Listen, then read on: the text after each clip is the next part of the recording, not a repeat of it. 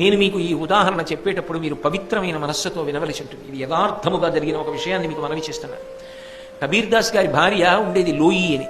ఆ తల్లి మహా అందగత్తెడు. కబీర్ దాస్ గారి ఇంటికి ఎవరైనా సాధుపురుషులు వస్తే ఒళ్ళు తెలిసేది కాదు, మహాసంతోషం. ఓసారి ఇంటికి బోలెడంత మంది సత్పురుషులు వచ్చారు. లోయిని పిలిచి వీళ్ళందరికీ రాత్రి భోజనానికి ఏర్పాట్లు చేయి అన్నాడు.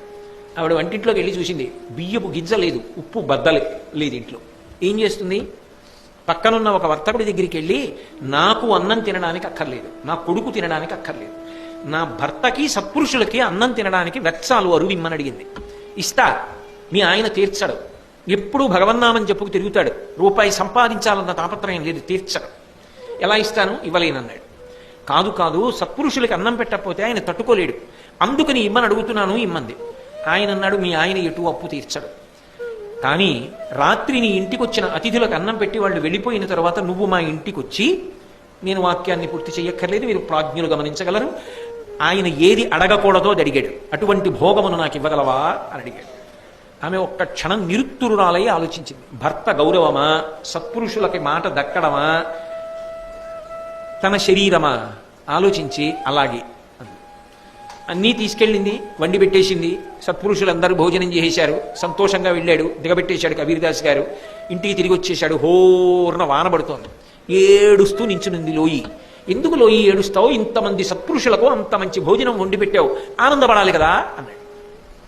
ఆమె జరిగిన విషయం చెప్పి.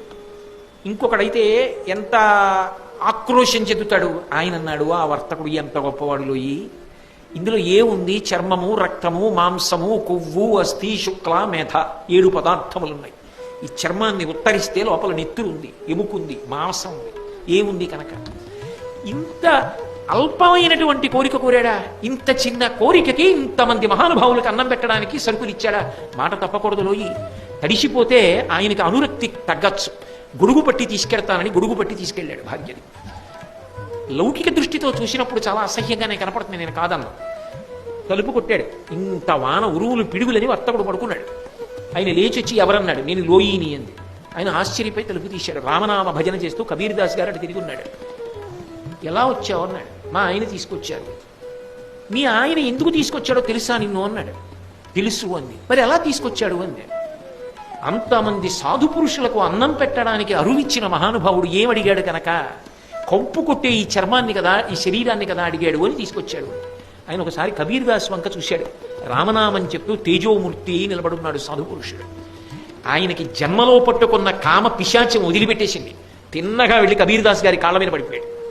ఉద్దింక నాకు ఈ జన్మని తన సమస్తం దానం చేసి కబీర్ దాస్ గారి శిష్యుడైపోయి, అమ్మా తల్లిని కామించానమ్మా, ఎంత తప్పు చేశానమ్మా, ఇక నా జన్మలో ఇటువంటి కోరికలు కోరనని కబీర్ దాస్ గారి శిష్యుడైపోయి జీవితాన్ని తరింపజేసుకున్నాడు. ఒక సత్పురుష సహవాసం మనిషిని అంతా మారుస్తుంది. అందుకే ఒకటి అంటారు, కోట్లు పోతే బెగపెట్టుకోకు, ఒక సత్పురుషుడితోటి సహవాసం పోయిందా ఇక నీకు మళ్ళీ జన్మలో దొరుకుతుందన్న ఆశ మాత్రం లేదు.